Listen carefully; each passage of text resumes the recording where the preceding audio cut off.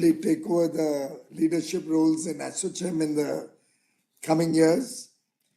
Dr. Hiranandani from my very own city that never sleeps, former president of Assocham, Mr. Suhail Nathani, Mr. V.R. Sharma, other friends who are on the call, and distinguished ladies and gentlemen, pleasure to be with you at the Assocham annual session. And clearly the subject you've chosen today, the Great Reset, reinforcing India's global positioning, is very central to the main theme of Bharat at 100. And if we have to envision a globally competitive future, undoubtedly, we'll have to reinforce or in fact reset our agenda of how we deal with the rest of the world. And therefore, I'm grateful to Assocham for picking up this subject, very, very appropriate timing and very relevant to our aspirations as a nation to grow into a developed country. We have to be strategic in our thinking, we have to be forward-looking, and we have to look at the aspirations of 1 billion plus people aspiring for prosperity, a better future. And that's what New India is all about. The last year, calendar 2021, was surely a defining year for India. We started our 75th independence celebrations, and along with Azadi Ka Amrit Mahotsav, I believe Assocham also is starting its 101 years, as I can see behind Deepak. So it's a very appropriate time. You've been partners with the country all through our 75 years of independence. And Assocham and the country's history literally go hand in hand. You represent several chambers all over the country. You've been a part of the fight against different calamities, different problems before the country from time to time, COVID being the most recent challenge. And clearly, India has emerged stronger from this crisis, despite certain sectors still facing a knock, as was articulated by Ajay and Niranjan. Undoubtedly, this has been a period where we've been able to reset the agenda of the nation and truly espouse the cause of Atmanirbhar Bharat and bring that confidence, that determination in the people of India, that as we move into the Amrit Kal, the next 25 years, towards 100 years of independence, we all have a significant role to play. We all have to contribute very significantly, and we all have the courage of conviction, and we all believe in a bright future for our country.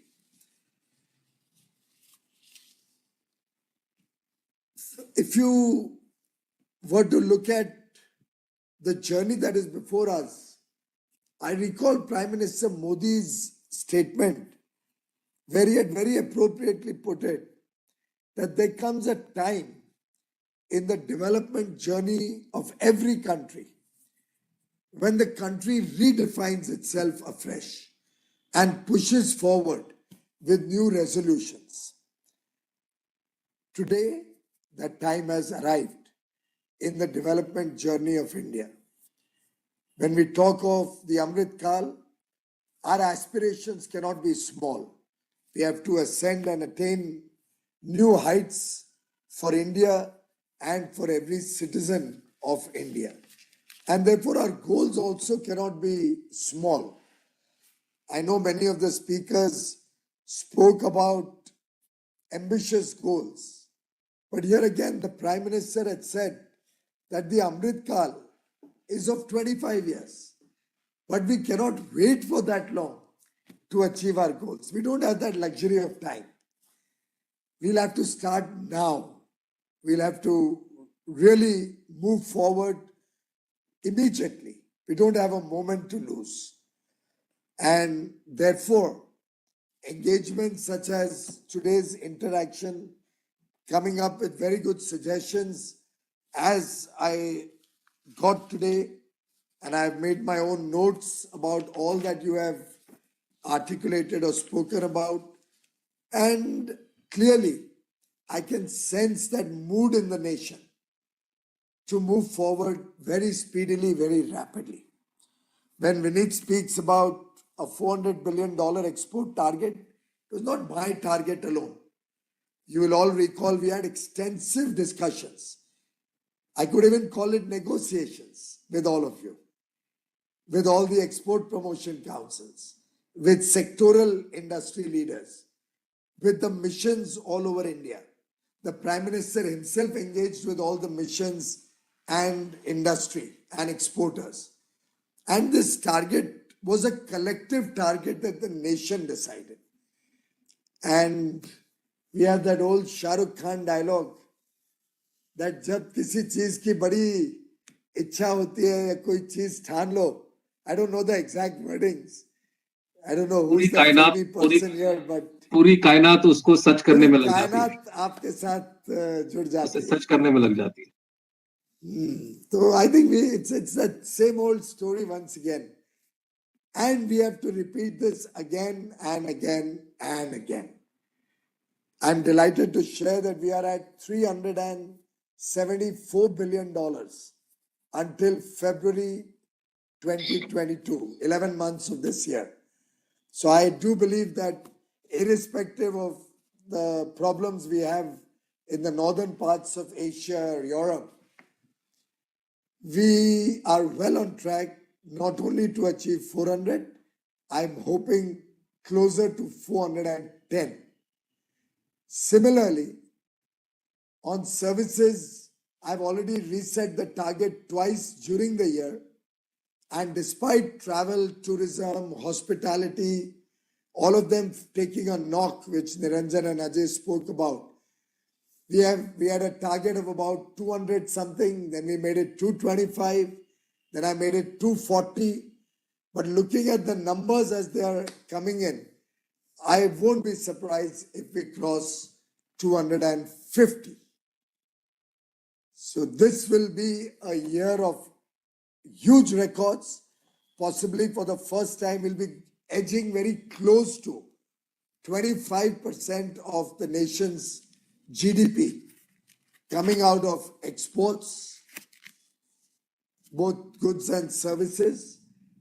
And this positivity that we have amongst all our stakeholders, all of you on the panel today, all the members of Assocham, and the entire industry ecosystem, again, both goods and services, reflects the true strength of India. And I think this positivity is, if I may borrow a phrase from Vineet, very infectious. Actually, it's when we give positivity to each other, things turn around. When you hear Niranjan say, after many years, that real estate is on a roll, when you hear Mr. Sharma say steel is booming, I'm sure Vineet will have no cause for complaint in the logistics sector. Suman's industry has seen a, 4 times growth, 400% growth almost, overall in the last 6-7 years, with renewable energy having crossed, or non-fossil fuel-based energy crossing 150 gigawatt in India now. Well poised to achieve our 2030 target of 500 gigawatt. Solar power probably is at the lowest ever, under 3 cents, little upward of 2 rupees. We are so appropriately placed. The sentiment is right.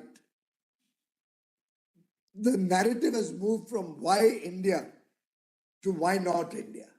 And today, the world is looking at India as a trusted partner. They know that in resilient supply chains, they would like to see India there. When it comes to service commitments, they can trust India to deliver, as they saw through the last 2 years of COVID, where we met every single commitment that India had made to any part of the world. Our service sector quickly reoriented itself, moved to work from home, set up equipment at homes, set up broadband connectivity literally overnight, but not for a day, not for an hour, not for a minute, not for a second did we let down any of our service commitments to the rest of the world. Which is why we are looked upon today as a trusted partner. And it is that trust that I would like to compliment all of you for having achieved. You are the architects of that trust, which will certainly hold India in good stead as we move forward in the years to come. We have also used this COVID period to rejig a lot of government policy in a variety of areas. FDI has been made easier, opened up much more. Defense production has got a new thrust. We are looking at attracting global manufacturing giants as companies look to more resilient and diverse supply chains. We are looking at providing an ecosystem which is more friendly. The national single window system is up and about. I do wish some of you would use it more frequently than it is being used now. We have reduced compliance burden or eliminated in many cases on nearly 27,000 compliances at the center and states.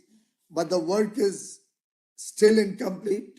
We are looking for your concrete suggestions and ideas what more can be done. So really, the time is right for us to leverage the edge that India provides. And when I say edge, I'm talking of economies of scale, demographic dividend, good governance, and the encouragement we are giving to innovation, quality, and efficiency. I think this edge is what is going to hold us in good stead as we go forward. Clearly, improving our quality standards is something that I'm tasked to do, and I'm working closely with industry on. I believe productivity gains will help us become more competitive in the world, and the hallmark of India of the future, whether in goods or services, will be quality and productivity or efficiency.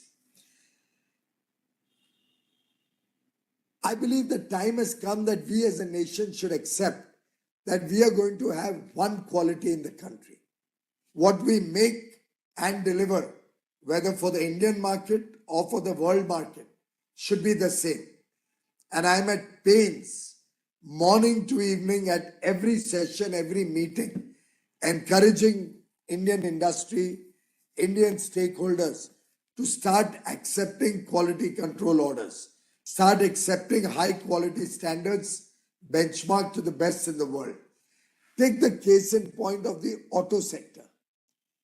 There was a time when German automobiles or Japanese automobiles were the hallmark of quality. It is because India adopted world-class standards that today we have become a global player in automobiles. Those industries which accepted world standards are growing rapidly. Those which remain confined to traditional ways of working or hesitated to invest in technology, hesitated to adopt quality standards, is suffering today. And this is not the time where you can say this bottle is export quality. I think those days are gone. A bottle is a bottle, whether in the domestic market or in the export market. And that's what my aspiration or my personal commitment to this whole ecosystem is, I would like to encourage Assocham to take a leadership role in this effort. We are working very closely with industry when we are looking at our free trade agreements or comprehensive economic partnerships. I'm grateful for all the good support you gave us when we concluded the UAE CEPA in 88 days. I think it's a global benchmark. Never before in the history of the world has such a comprehensive partnership of two nations very different from each other in terms of size, in terms of products, in terms of opportunities, in terms of investment capabilities, education levels, everything. With a $60 billion two-way trade.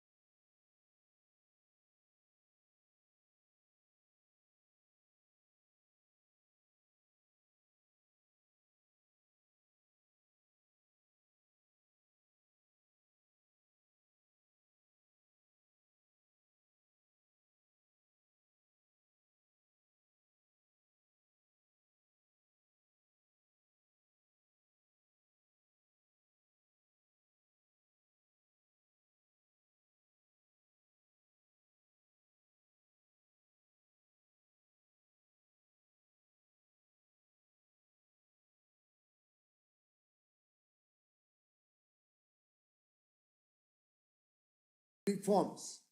We are hoping that the ecosystem will help us become a global manufacturing giant as well as a global player in international trade. I heard somebody talk of 500 or 600 billion dollars.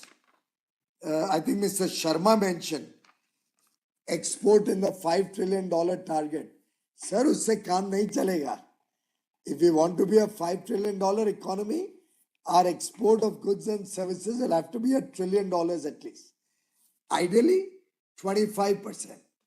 But at the very least, 20%. And why I say 25%? Because we need to support our import of oil. And therefore, our exports will have to really go up by leaps and bounds so that we can continue to finance our imports and strengthen the rupee in the days to come. I personally am not of the old school of thought of one section of industry or society or exporters which believe that a weak rupee or a weak currency supports export. I believe a strong currency reflects the strength of a nation and will always be good for exports. Because India, end of the day, is a net importer of goods. A strong currency supports the Indian economy. But I would leave Assocham to probably one day have a seminar or a dialogue to help me also understand this subject better. The PLI schemes were spoken about by many of the friends here.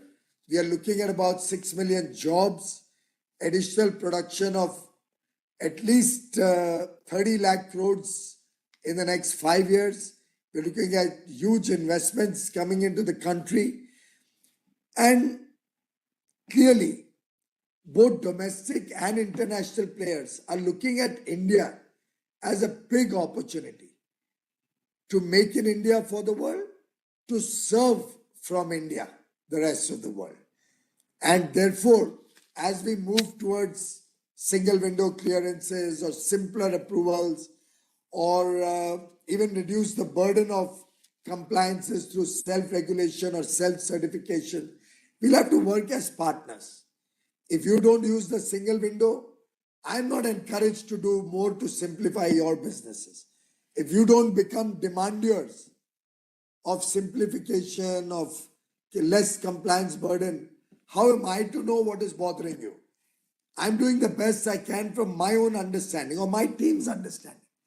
But we need you to guide us. We need people like Suhail to come up with more ideas on what more we can do to demystify the legal system, simplify it, help people get timely justice, help economic laws. ELP is an old, well-reputed Mumbai firm, but economic laws also need to be reoriented and reimagined. Just like you're talking about recycling for the world or reuse or renew. So really, we'll have to reorient our laws also. We'll have to look at all of our old traditional ways of working or doing business afresh. And therefore, when Suman talks about kind of a roadmap on renewable energy production in India, what's going to happen on import duties going forward, I think that's a very valid point. I'm happy to have an engagement with your sector separately, or I would suggest you talk to Mr. R.K. Singh and Nirmala ji. They would be drawing up the roadmap of how they want to make India Atmanirbhar on renewable energy production in India. I would also like to determine a target on goods and services for the current year. So I would urge Assocham to work with the various trade bodies under you or with you and help us on making a target, but it should not be a number in the air. I'd like you to really have detailed consultations, exporters, industry, different sectors, different countries, and come up with your own suggestions on what should be the export target for 22-23. Ladies and gentlemen, when we talk about a strong and vibrant economy, all of us today recognize the role of startups. I read in the paper the 10th unicorn of calendar 22 was probably in the news this morning for the latest fundraise. Yesterday, somebody met me who said they are looking at a fundraise which would take them to $1 billion. The mood in the nation is full of potential. And in the startup ecosystem, I think we are really making very rapid strides. Their success has no boundaries. And I believe we have a bright potential in the startup world that we have yet to fully capture. In fact, we have two startups that I can see right in front of me, both Sumant and Ajay. In their own way, have demonstrated the strength of entrepreneurship and starting new businesses in newer ways. So when Suman brought scale to renewable energy, when he got international money coming into renewable energy, it was probably one of the first to look at this kind of scale and this kind of foreign investment. Ajay May fine-tuned the model of low-cost airlines and brought competition in the low-cost airlines with the highest levels of efficiency and service, and also opened up so many new destinations across the country. Niranjan introduced affordable housing, but also brought class into affordable housing. So Hiranandani started so far away from the center of Mumbai in Andheri, or at now it's Hiranandani itself is a township actually. But he always got a premium. He always fetched value for the quality and service he provided. So I think we have, as somebody said in the course of the conversation, that you may be small, but you make up for being small. I think Ajay said it, with quality, with class, with quality of debate, with quality of ideas, with big ticket thoughts, or really bringing in new elements which sometimes get lost in government thinking. So I would urge all of you to really work with the government in this spirit of game-changing or transformational results. And towards that end, I'd like to give you 3 points as a call to action. One, can you explore the various FTAs we already have or the free trade agreements we are negotiating and see how we can use them for its full potential? I would also urge you to take active part when we are negotiating FTAs. You can help us with ideas, help us in knowing what we should be negotiating for. Please remember, FTAs are two-way traffic. I face a lot of difficulty in explaining that again and again. You can't say my market should be closed, but I want access to the other country's market. So we'll have to be competitive, we'll have to be strong. We can't be master of everything. There may be products we'll still need to import. So what? We'll import where somebody else has a competitive advantage, and we'll produce what we are best at and become world leaders. Why should we be at 2, 3, 4% of the world market in textiles or 6, 7% in pharma? Why should our ceramics not have 70, 80% of the world market?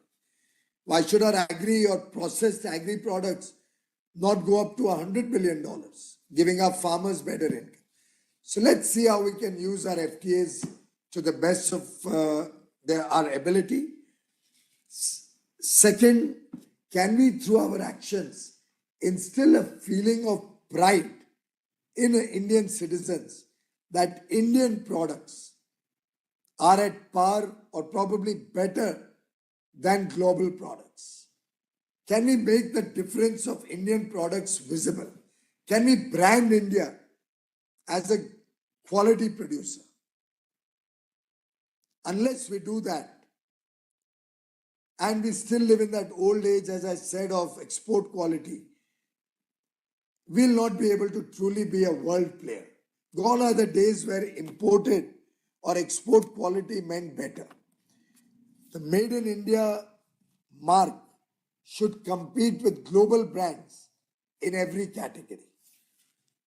And 3, I would urge you to focus on the development requirements or needs or aspirations of the aspirational districts, the backward districts, the tier 2 and 3 cities. With work from home, for example, a person in Jabalpur or Ranchi or Patna can do as good a work as somebody from Bengaluru or Pune or Gurugram.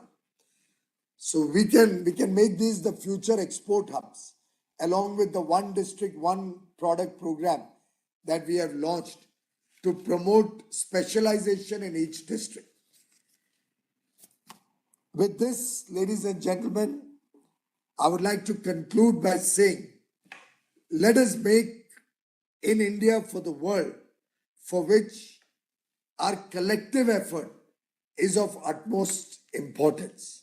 That all of us, whether it is government, industry, our citizens, work together to reinforce India's position as a world leader. Let us work together to improve our share in global trade.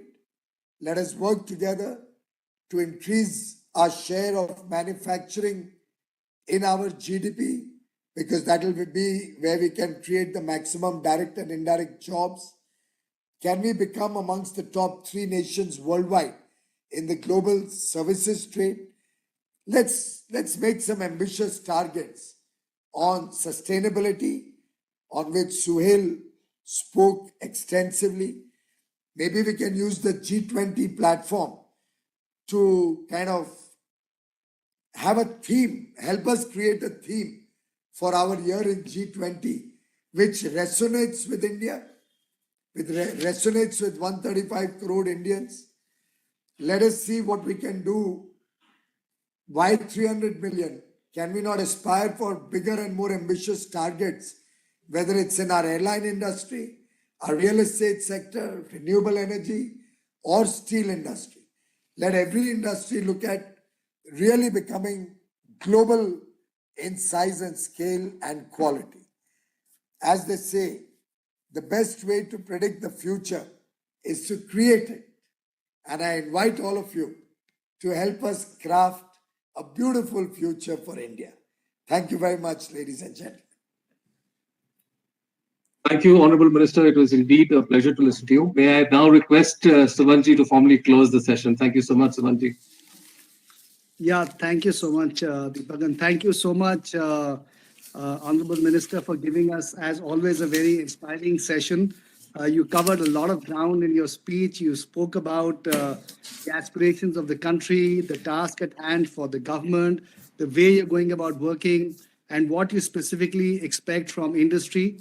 And I think that in some ways reflects the way this government works. It sets the big aspiration, and then it sets about really, getting its hands into the problem, and then really beginning to work collaboratively across within the government, but also with industry. And I think this is one of the most remarkable differences that we've seen in this government, is that it reaches out to all of us in the industry and make sure that the work is as collaborative and takes as many inputs from all of us as possible. And that gives all of us a much deeper sense of participation as well, that we have a say also in what is happening. And that is remarkable, because I think it gets a new energy into the task, because as you rightly said, these are not things that can be delivered by any one person. These are collective targets, and we all have to do this job collectively. Let me also say that you've given us 3 specific points to look at, which we will work on. You also told us to look at the whole issue of currency, which also we should work on. And let me also assure you once again that Assocham, as Ajay pointed out earlier, while it is the smallest among the 3 associations, we will also work the hardest to make sure that we are really seen as trusted and capable partners by the government. And we assure you of our absolute best support in this effort going forward.